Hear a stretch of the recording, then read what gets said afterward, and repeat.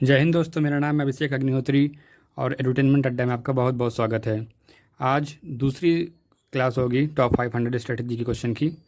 ये top 500 strategy के question की मैं सीरीज़ शुरू किया हूँ, जो कि आपको एसएससी, सीएचएसएल, यूपीएसआई, रेलवेज़ और भी अन्य जो गवर्नमेंट एग्ज़ाम होते हैं उनके लिए काफ़ी यूज़फुल होने वाली है।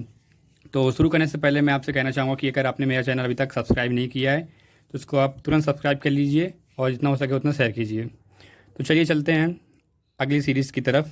यहाँ पे पहला क्वेश्चन है कि Narmada river flows between which mountain ranges. मतलब कि नर्मदा जो नदी है वो किन दो माउंटेन रेंजेस के बीच में बहती है। इसका राइट आंसर होगा विंध्या रेंज। जो नर्मदा नदी है वो विंध्या रेंज और सतपुरा रेंज के बीच में बहती है और जा करके ये गल्फ़ ऑफ कैम्बे में जाके मिल जाती है। ठीक है, जो विंध्या रेंज है ये ऊपर साइड पड़ती है और उसके नीचे साइड सतपुरा रेंज पड़ती है। इन दोनों के बीच में नर्मदा नदी बहती है। 9वें क्वेश्चन की तरफ बढ़ते हैं कि कॉन्सेप्ट ऑफ डीपीएसपी मतलब directive principle of state policy, इसको हिंदी में बोलते हैं भारत के नीति निर्देशक तत्व, in Indian constitution is borrowed from. मतलब भारत के नीति निर्देशक तत्व हमने किस देश से लिए हैं। इसका राइट आंसर होगा आयरलैंड। आयरलैंड से हमने डीपीएसपी का कॉन्सेप्ट लिया है। इसी तरीके से हमने यूएसएसआर मतलब कि जो सोवियत यूनियन था उससे हमने फंडामेंटल ड्यूटीज़ का हमने कॉन्सेप्ट लिया है और फंडामेंटल राइट्स का हमने कॉन्सेप्ट लिया है यूनाइटेड स्टेट्स ऑफ अमेरिका से। क्वेश्चन नंबर 10 की तरफ बढ़ते हैं। Which is the highest peak of south India. दक्षिण भारत की सबसे ऊंची चोटी कौन सी है। इसका राइट आंसर है अनायमुडी, केरला में पड़ती है, जो कि 2695 मीटर ऊंची है। इसी की तरह दक्षिण भारत में एक नीलगिरी पहाड़ियाँ भी है, उसकी जो सबसे ऊंची चोटी है उसका नाम है दोदा बेटा। तो आपको दोदा बेटा भी याद रखना साथ ही साथ। ठीक है, मैं आपको मैप में बताता हूँ कि यहाँ पे अनायमुड़ी कहाँ पड़ता है। ये आप केरला देख पा रहे होंगे, यहाँ पे केरला है और इसके इस पॉइंट में कहीं पर अनायमुड़ी की पहाड़ियाँ हैं। ठीक है, क्वेश्चन नंबर 11 की तरफ बढ़ते हैं। Which chemical is responsible for foul smell in LPG cylinders. हम एलपीजी सिलेंडर में देखते हैं कि काफ़ी तीव्र महक आती है, वो किस केमिकल की वजह से होती है। इसका राइट आंसर होगा इथाइल मरकैप्टेन। इथाइल मरकैप्टेन जो केमिकल होता है उसी की वजह से हमको जो एलपीजी में बहुत तेज़ महक आती है। वैसे जो एलपीजी में जो मेन केमिकल मिला होता है उसका नाम है ब्यूटेन। ब्यूटेन उसका मेन कंपाउंड होता है एलपीजी सिलेंडर्स का। ठीक है, क्वेश्चन नंबर 12 की तरफ बढ़ते हैं।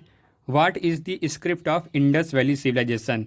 इंडस वैली सिविलाइजेशन किस स्क्रिप्ट में लिखी गई। जैसे हमारी जो हिंदी है वो देवनागरी स्क्रिप्ट में लिखी गई है, उसी तरीके से पंजाबी है वो गुरुमुखी में लिखी गई है। उस तरह इंडस वैली सिविलाइजेशन किस स्क्रिप्ट में लिखी गई है।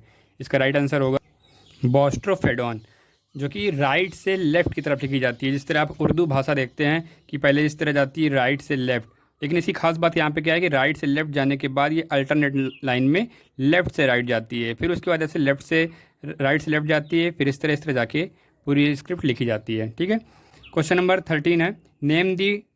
नेम ऑफ ब्रह्मपुत्र इन तिब्बत। तिब्बत में हम ब्रह्मपुत्र को किस नाम से जानते हैं। इसका राइट आंसर होगा यारलुंग जांगबो। यारलुंग जांगबो नाम से हम ब्रह्मपुत्र नदी को तिब्बत में जानते हैं। तो जो ब्रह्मपुत्र नदी है उसका उद्गम स्थान भी तिब्बत में ही पड़ता है, जिसका नाम है कैलाश मानसरोवर।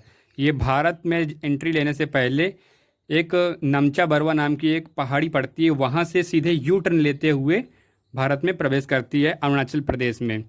फिर इसके बाद ये आसाम में जाती है, उसके बाद होते होते ये बांग्लादेश होते हुए जाके बंगाल की खाड़ी में मिल जाती है। क्वेश्चन नंबर 14 का है कि what we call study of cancer and tumours. हम कैंसर और जो ट्यूमर होती हैं उसकी जो स्टडी होती है उसको हम क्या बोलते हैं। इसका राइट आंसर है ऑन्कोलॉजी। स्टडी ऑफ कैंसर और ट्यूमर को हम बोलते हैं ऑन्कोलॉजी। इस तरह जो डिसीजेज होती हैं, जो बीमारियां होती हैं, उनकी स्टडी को हम बोलते हैं पैथोलॉजी। ठीक है, क्वेश्चन नंबर 15 की तरफ बढ़ते हैं। गरीबी हटाओ, गरीबी हटाओ was the main objective of which 5 year plan. गरीबी हटाओ जो नारा दिया गया था वो किस पंचवर्षीय योजना के में इसका पूरी तरीके से प्रचार किया गया था। इसका राइट आंसर होगा 4th 5 ईयर प्लान, जो कि 1969 से 1974 के बीच में लागू रहा था। चौथा पंचवर्षीय योजना ये किसके समय में था। ये इंदिरा गांधी जी के समय में पंचवर्षीय योजना जो 4th वाली थी चल रही थी। ठीक है, अगर आपको ये सीरीज़ पसंद आ रही हो तो अपने दोस्तों के साथ शेयर कीजिए और इस वीडियो को लाइक कीजिए। धन्यवाद। मिलते हैं अगली वीडियो में।